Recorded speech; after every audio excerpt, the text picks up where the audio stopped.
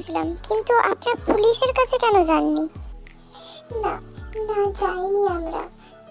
কি হতো বলুন তো, কি হতো পুলিশের কাছে গিয়ে?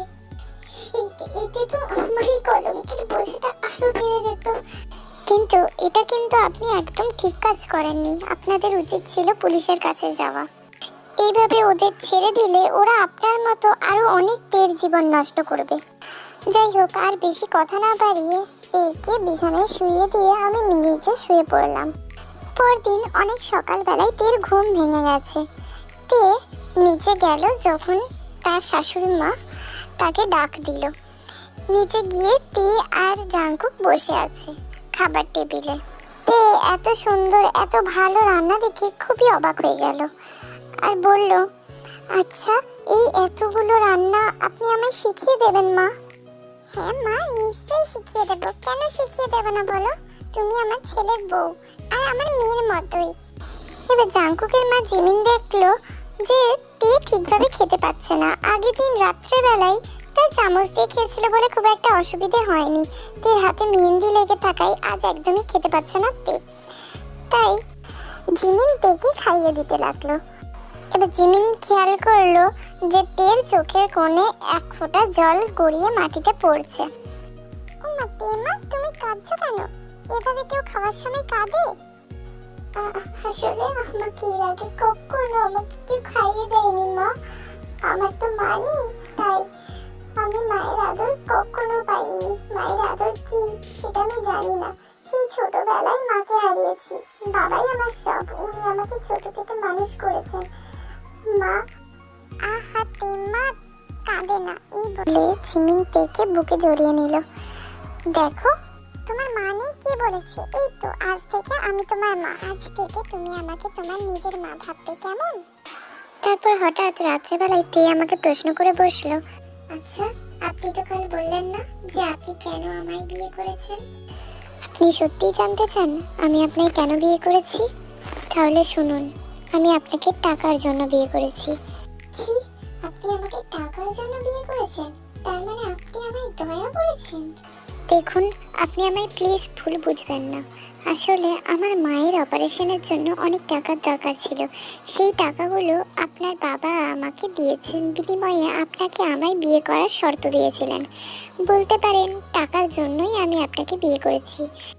কথা বলা শেষ হতেই আমি ভাবলাম তে হয়তো এগুলো শুনে আমাকে অবিশ্বাস করবে, আমাকে ভুল বুঝবে।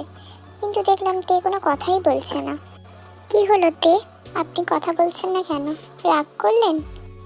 না, আমি রাগ করিনি, আর আমার কোনো অভিযোগও নেই। কারণ আপনি আপনার মাকে বাঁচানোর জন্য এই কাজ করেছেন। আমি মনে মনে খুব খুশি হয়েছি। এইভাবে দেখতে দেখতে অনেকগুলো দিন পেরিয়ে যায়। জাংকুকও তের প্রতি এক অদ্ভুত মায়ায় জড়িয়ে পড়েছে। এই কয়েকদিনে তের প্রতি অনেকটা টান সৃষ্টি হয়েছে তার মধ্যে। আর ও যে এক ধর্ষিতা মেয়ে, এই কথাটা ভাবলেই ওর কেমন জানি মায়া তৈরি হয় তের ওপর। তে কাঁদলে খুব কষ্ট হয় জাংকুকের। এবার জাংকুক ভাবতে লাগলো, তাহলে কি এই কয়েকদিনে আমি কি তেকে ভালোবেসে ফেলেছি? একেই কি ভালোবাসা বলে বুঝি? হ্যাঁ, সত্যি আমি তেকে ভালোবেসে ফেলেছি। আচ্ছা তে, আপনাকে একটা কথা জিজ্ঞেস করব? করুন না। কি বলবেন বলুন? বলতে পারি, কিন্তু আগে বলুন, আপনি কিছু মনে করবেন না। আরে বাবা, বলুন না, কিচ্ছু মনে করবো না আমি। আচ্ছা, প্রকৃত ভালোবাসা কাকে বলে আপনি কি জানেন? তে আমার কথায় প্রচন্ড বেশি অবাক হলো। তারপর বলল, আচ্ছা, আপনি কি কাউকে ভালোবেসে টেসে ফেললেন নাকি? আরে না না, বলুন না, এমনি জানতে ইচ্ছে করলো। বলুন না, ভালোবাসা কাকে বলে? একটা প্রকৃত ভালোবাসা কাকে বলে?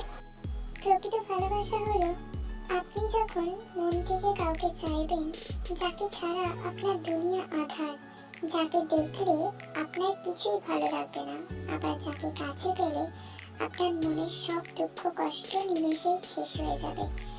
যার কষ্টে আপনার কষ্ট হবে, আবার আপনার কষ্টে তার সমান কষ্ট হবে, তাকেই বলে ভালোবাসা, এক প্রকৃত ভালোবাসা। তবে মাঝে মাঝে অনেক সময় এই ভালোবাসাগুলো একতরফা হয়ে যায়। একতরফা ভালোবাসাগুলো সত্যিই খুব কষ্টের হয়, খুব কষ্ট দেয় মানুষকে। আমার ভালোবাসাটাও হয়তো একতরফাই ছিল। যাকে বিশ্বাস করেছিলাম সে আমার বিশ্বাসের সুযোগ নিয়ে আমার সব থেকে বড় সর্বনাশ করে দিল। আমার জীবন থেকে একটা ভালো সময় নিয়ে চলে গেল। মেয়েটার মনটা আবার খারাপ করে দিলাম আমি। হ্যাঁ, প্লিজ মনটা খারাপ করবেন না। আমরা স্বামী স্ত্রী, কিন্তু আগে সব থেকে ভালো বন্ধু আমরা। তে এবার কান্না থামিয়ে মুচকে হাসি দিল। পরদিন অনেক সকালবেলায় জাঙ্কুকের মা তার দিদি বাড়ি চলে যায়। তাই সকাল থেকে উঠে তেই রান্নাঘর সামলাচ্ছে। হঠাৎই তে খুব জোরে চিৎকার করে উঠল। জাঙ্কুক ভয় পেয়ে দৌড়ে গেল রান্নাঘরের দিকে। তে তে আপনি ঠিক আছেন তো? কিছু হয়নি তো আপনার? জাঙ্কুক দেখলো তে রান্না করতে করতে হাত কাটিয়ে ফেলেছে আর তার হাত দিয়ে প্রচুর রক্ত বেরোচ্ছে। জাঙ্কুক এবার আর ওর রাগ সামলাতে পারলো না। ওই, আমি তোমাকে কি বলেছি যে তুমি রান্না করো? একবারও বলেছি আমি তোমাকে? তাহলে কেন রান্না করতে এসছো? কেন?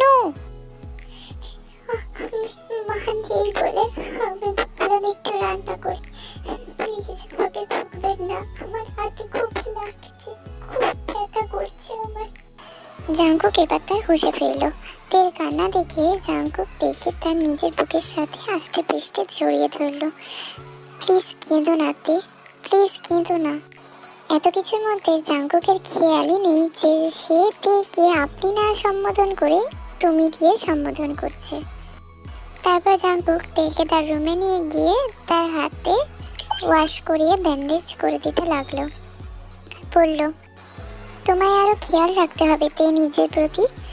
প্লিজ নিজের প্রতি খেয়াল রাখো, কারণ তোমার কিছু হয়ে গেলে যে আপনি কি? আমি তোমার বাবাকে আমি কি বলবো বলো? কি জবাব দিব আমি তার কাছে যে আমি তার মেয়ের খেয়ালই রাখতে পারি না? আমার তো একটা কর্তব্য আছে, তাই না তোমার প্রতি? ও আচ্ছা, আমি তো ভাবলাম অন্য কিছু। না কিছু না, ঠিক আছে। তের আজ খুব মন খারাপ করছে তার বাবার জন্য। তাই জাঙ্কুককে বলে সে আর জাঙ্কুক মিলে তার বাবার বাড়ি যাবে। বেশ কয়েক ঘন্টা জার্নি করে তে আর জাঙ্কুক পৌঁছালো তার বাবার বাড়িতে। তে আরএমকে জড়িয়ে ধরলো। কেমন আছো বাবা? ভালো আছি রে মা। তা তোরা সবাই ভালো আছিস তো? হ্যাঁ বাবা, আমরা সবাই ভালো আছি। তারপর 2-3 দিন পরের কথা, তে দেখলাম জানলা দিয়ে বাইরে তাকিয়ে আছে। এখন সন্ধ্যাবেলা হলেও বাইরে ভীষণই অন্ধকার, কারণ বাইরে প্রচণ্ড জোরে বৃষ্টি হচ্ছে আর তে জানলা দিয়ে তাকিয়ে আছে। কি হয়েছে তোমার তে? জানেন, আজই সেই দিন যেদিন আমি আমার সম্মান হারিয়েছিলাম। আমি সাথে সাথে তেকে নিজের বুকের সাথে জড়িয়ে নিলাম। বললাম, কি লাভ বলুন এইসব ভেবে? যা হবার তা হয়ে গেছে, এতে তোমার কোনো দোষ ছিল না তে। তারপর তেকে শুতে বলে আমি বারান্দায় এসে দাঁড়ালাম।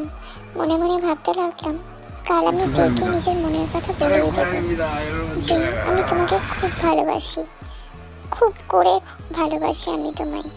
পরদিন খুব সকালে ঘুম থেকে উঠে পড়লাম আর মার্কেটে চলে গেলাম তের জন্য একটা নীল রঙের শাড়ি আনতে। ভেবেছিলাম এই শাড়িটা ওর হাতে দিয়ে আমি আমার নিজের মনের কথা বলবো, কিন্তু তের বাড়িতে আবার ফিরে আসতেই আমি পুরো অবাক হয়ে গেলাম। আমি গিয়ে দেখি একটা ছেলে তেদের বাড়িতে এসেছে। ছেলেটা বাইরে দাঁড়িয়ে আর এক পাশে তে দাঁড়িয়ে কাঁদছে। আমি তের দিকে এগিয়ে গেলাম আর তেকে জিজ্ঞেস করলাম, কি হয়েছে তে, তুমি এভাবে কাঁদছো কেন? আর এই ছেলেটাই বা কে? তে কিছু বলছে না দেখে আমি এবার তের বাবার কাছে গেলাম।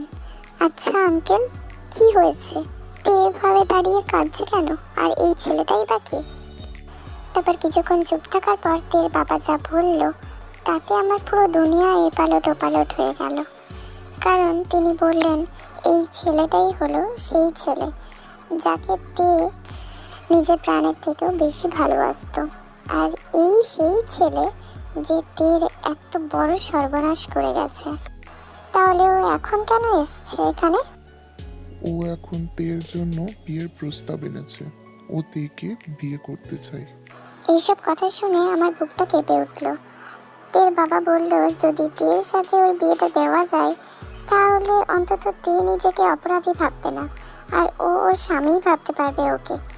তের বাবার কথাগুলো শুনে আমি নিজের চোখের জলকে কোনোভাবেই আটকে রাখতে পারছিলাম না। বারবার হাত দিয়ে চোখের জল মুছছিলাম।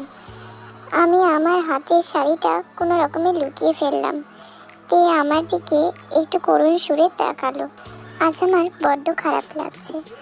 তের বাবা বলল ছেলেটার সাথে তের বিয়ে দিতে ওনার কোনো সমস্যা নেই, যদি তের কোনো আপত্তি না থাকে। তের দিকে আমি করুণ দৃষ্টিতে তাকিয়ে রইলাম। হয়তো তেও এই প্রস্তাবে রাজি হয়ে যাবে।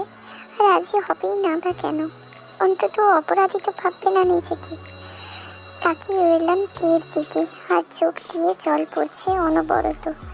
কিন্তু আমার এটা ভেবে খারাপ লাগছে যে আমি তেকে আমার মনের কথাটা বলতেই পারলাম না যে আমি ওকে কতটা ভালোবাসি।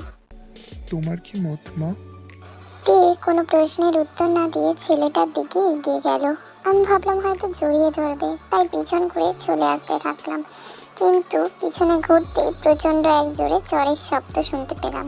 সামনে তাকিয়ে দেখি তে ছেলেটার গালে একটা চড় বসিয়েছে জোরে, আর বলছে, কুত্তার বাচ্চা, আমার সর্বনাশ করে এখন আমাকে বিয়ে করতে এসেছিস? তুই কি করে ভাবলি আমি তোর মতো একটা জানোয়ারকে বিয়ে করব?